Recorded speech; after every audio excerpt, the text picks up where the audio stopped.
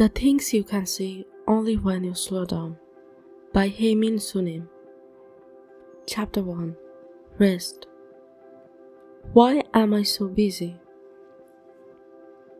When everything around me is moving so fast, I stop and ask, is it the world that is busy, or is it my mind?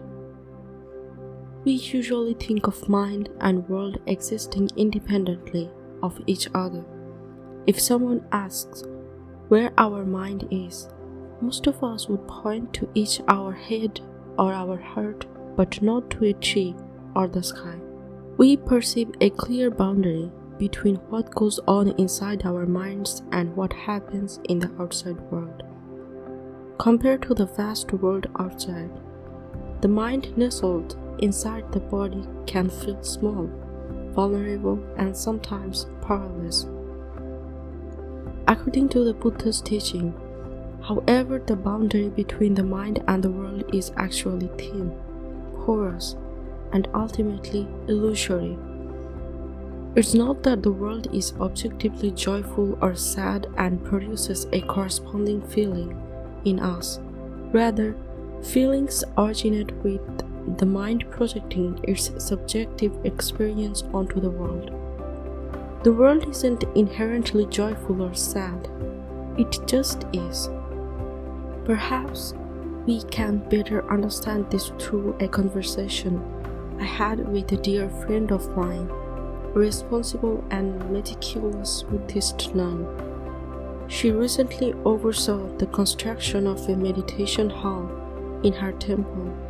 After relating the ordeal of obtaining various permits and finding the right contractor, among other things, she described the construction process in the following way. When it came time to place tiles on the roof, I saw tiles everywhere I went. I noticed the material they were made of, their thickness, their design, and then, when it was time to install the floor, all I could see were floors. I naturally zeroed in on the color, origin, pattern, and durability of a hardwood floor. And then it suddenly dawned on me. When we look at the outside world, we are looking at only a small part of that interests us. The world we see is not the entire universe, but a limited one that the mind cares about. However, to our minds, that small world is the entire universe. Our reality is not the infinitely stretching cosmos or the small part we choose to focus on. Reality exists because our minds exist. Without the mind, there would be no universe. The more I reflected on this, the more her insight made sense to me. The world comes to exist because we are aware of it. We cannot live in a reality of which we are unaware. The world depends on our minds in order to exist, just as our minds depend on the world as the subject of our awareness. Put differently, our mind's awareness can be said to bring the world into being. What our mind focuses on becomes our world. Seen this way, the mind does not seem so insignificant in relation to the world out there, does it? We neither can nor want to know every single thing that happens in the world. If we did, we would go crazy from the overload of information. If we look at the world through the lens of our mind, the way my friend did, we will readily notice what we are looking for, because our mind will focus on it. Given that the world we see through our mind's eye is limited, if we can train our mind and choose wisely where to focus, then we will be able to experience the world corresponding to the state of our mind. As a monk and a college professor, I am pulled in many different directions. During the week, I teach and conduct research, and on the weekend, I drive a couple of hours to assume duties at my teacher's temple. During school breaks, my schedule becomes even busier. I need to visit senior monks, serve as an interpreter for monks who don't speak English, go to different temples to give dharma talks, and carve out time for my own meditation practice. On top of that, I continue to research and write academic papers. To be honest, I sometimes wonder whether a Zen monk should keep to such a full schedule. But then I realize it isn't the outside world that is whirlwind. It is only my mind. The world has never complained about how busy it is. As I look deeper into myself to see why I am living such a busy life, I realize that, to a certain extent, I actually enjoy being busy. If I truly wanted to rest, I could decline invitations to teach, but I have welcomed such requests because I enjoy meeting people who want my advice and helping them with what little wisdom I have. Seeing other people happy is a deep source of joy in my life. There is a famous Buddhist saying that everyone appears as Buddhas in the eyes of the Buddha, and everyone appears as pigs in the eyes of a pig. It suggests that the world is experienced according to the state of one's mind. When your mind is joyful and compassionate, the world is too. When your mind is filled with negative thoughts, the world appears negative too. When you feel overwhelmed and busy, remember that you are not powerless. When your mind rests, the world also rests. We know the world only through the window of our mind. When our mind is noisy, the world is as well.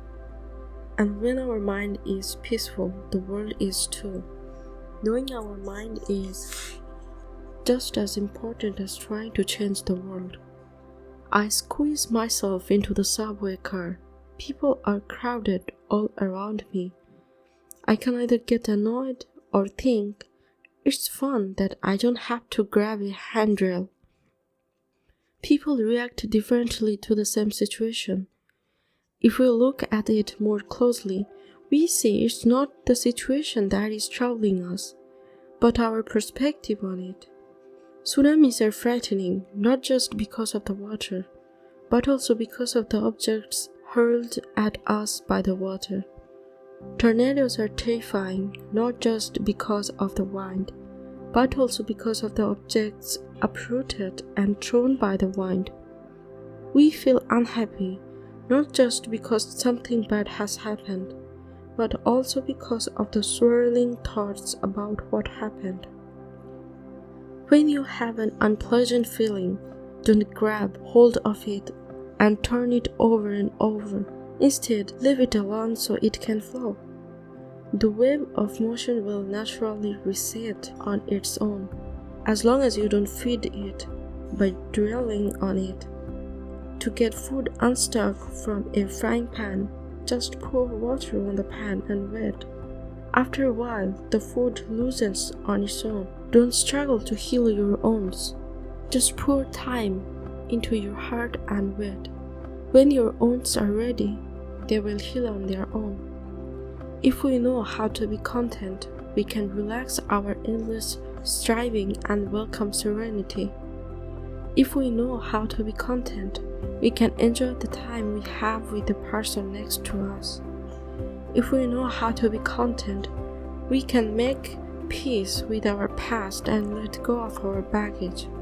If you have been unable to change a bad situation, even after many attempts, you should change how you look at the situation.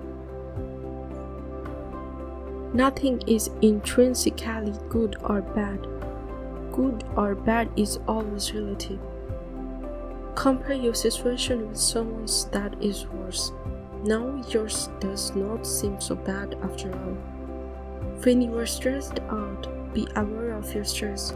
When you are irritated, be aware of your irritation. When you are angry, be aware of your anger.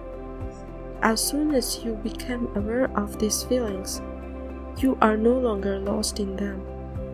Your awareness allows you to witness them from the outside. Awareness is inherently pure, like the open sky. Stress, irritation, and anger can temporarily cloud the sky, but they can never pollute it. Negative emotions come and go like clouds, but the wide open sky remains. Like toxins slowly filling our bodies, if anger, despair, or sorrow accumulate in our hearts, we have to do something about it. Exercise, talk to your mentor, meditate on loving kindness. As we begin to make the effort, the toxins start to lose their grip. Do memories cause you pain? Practice being in the present moment. Turn your attention to the here and now. Notice that your thoughts subside when you focus on the present. As your thoughts quiet, so too the memories, because memories are in essence thoughts. When you leave work for the day, if you find yourself asking, "Do I have to live my whole life like this?" then try the following. Wake up a little earlier the next morning and sit in silence, as if in meditation. Breathe in deeply and slowly, and ask yourself how your work is helping others. Regardless of how insignificantly or indirectly, as you focus more on others, you can reconnect with the meaning and purpose of your work. A very modern dilemma. There are countless television channels, but nothing interesting to watch.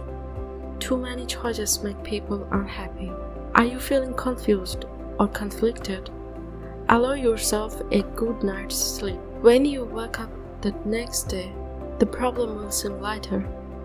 It works, truly, if you'd like to sleep more peacefully. As you lay your head on your pillow, think of the people whom you are grateful to, or the times you helped others and felt good about yourself. It will warm your heart, gifting you with more peaceful sleep. With love in our hearts, we find even the most mundane things sacred and beautiful. With love in our hearts, we become kinder and gentler, even to complete strangers. Without love in our hearts, we find the world meaningless and random. Without love in our hearts, we become strangers, even to our family and friends. When we are open to others, we dare to be vulnerable and honest.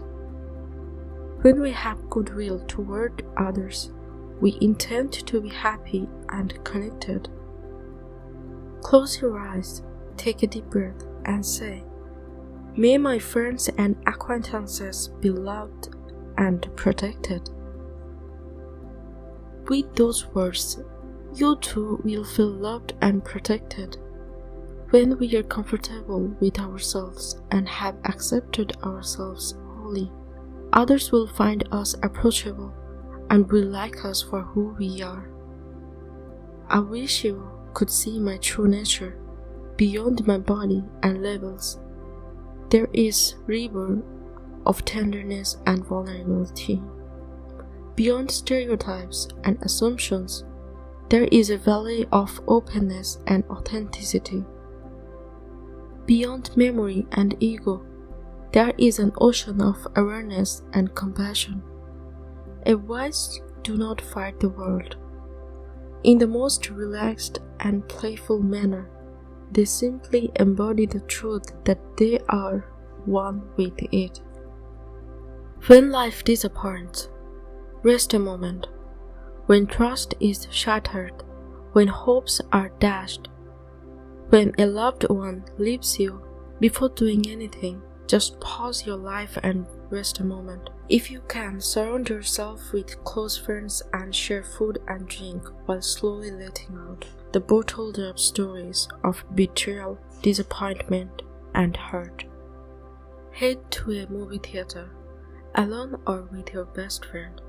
Pick the silliest movie, even if you normally don't watch comedies, and laugh out loud until it hurts. And shed a few tears, as if nobody is looking. Like a carefree teenager, find a song that speaks to your heart, play it over and over, and sing along to it over and over, as though you are doing it for all the wounded souls. If none of that helps, use your vacation days to take a trip. Go somewhere you have always said you wanted to go. The Grand Canyon, the Camino de Santiago, Machu Picchu. All by yourself, just you and the road. After spending time alone, go to your own sacred place. Close your eyes and clear your mind. Even if you are not that spiritual, invoke the heart of compassion and feel the embrace of acceptance. Downcast and heartbroken, I know you were once me, and I was once you. So today I pray for you. Love yourself despite your imperfections. Do you not feel compassion for yourself as you struggle through life? You are so eager to help your friends, but you treat yourself so poorly. Stroke your heart once in a while and tell yourself, I love you.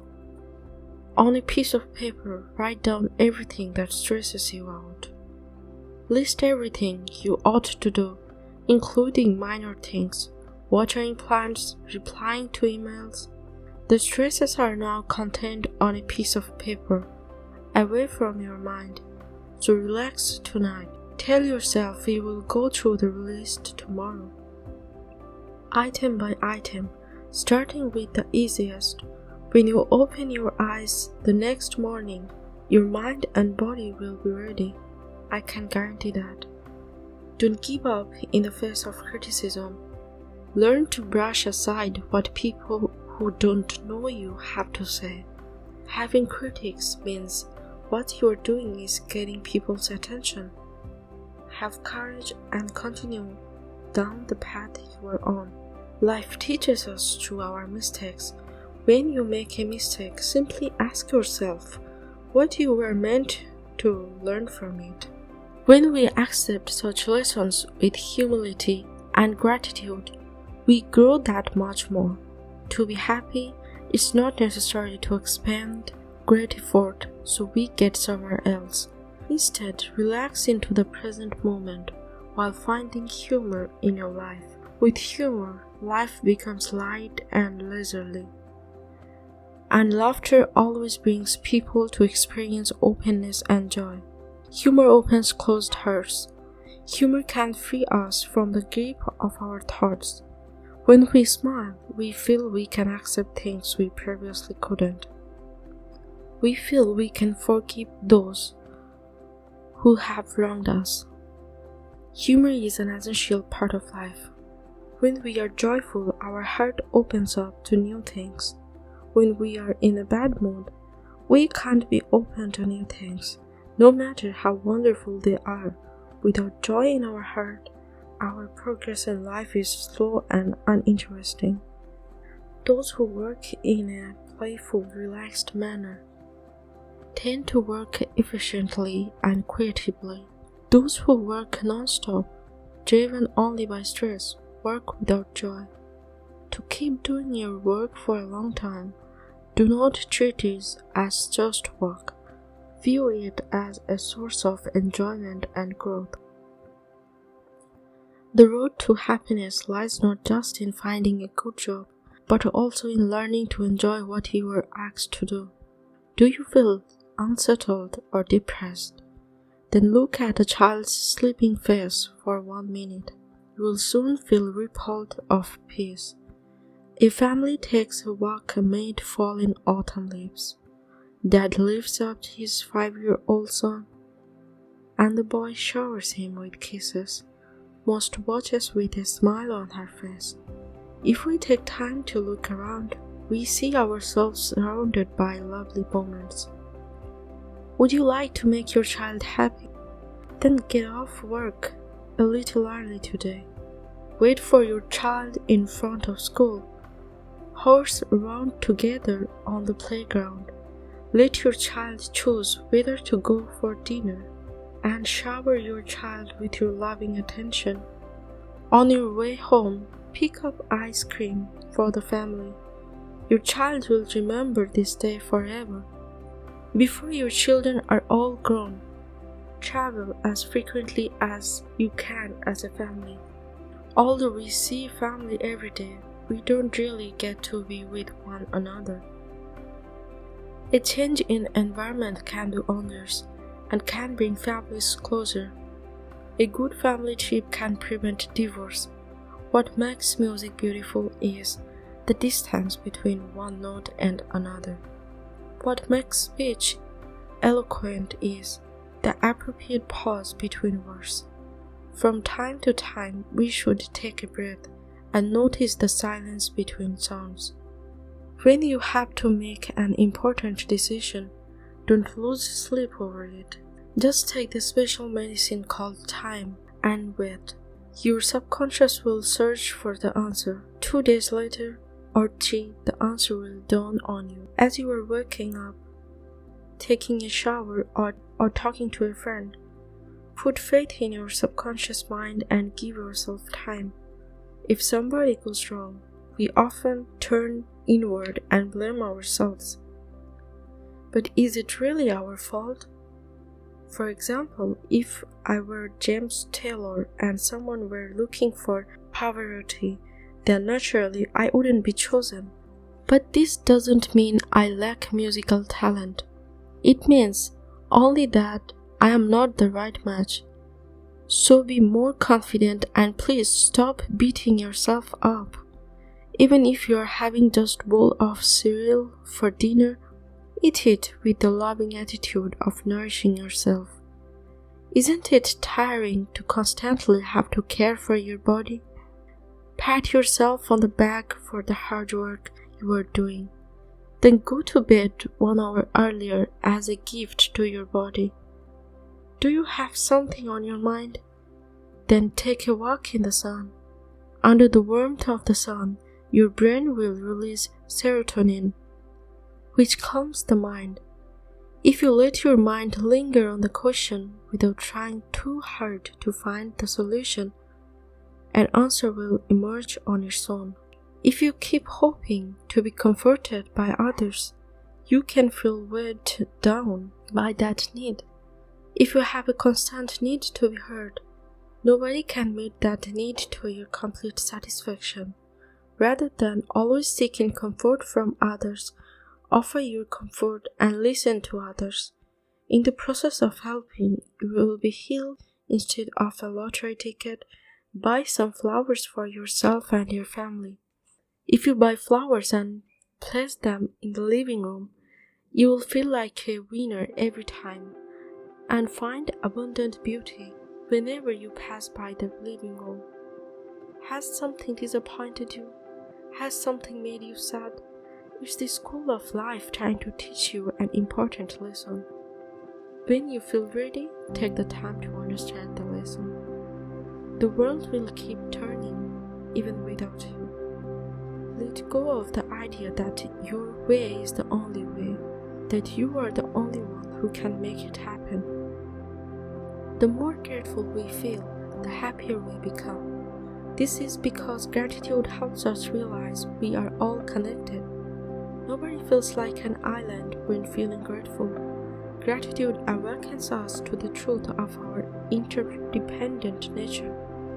If we genuinely care for others and look for ways to help others succeed, you don't need to look for ways to boost your mood. A selfless and kind act will lift your spirit and self-worth. If you're having a bad day, See if you can find a way to help someone else. Even a small gesture of help will make you feel better.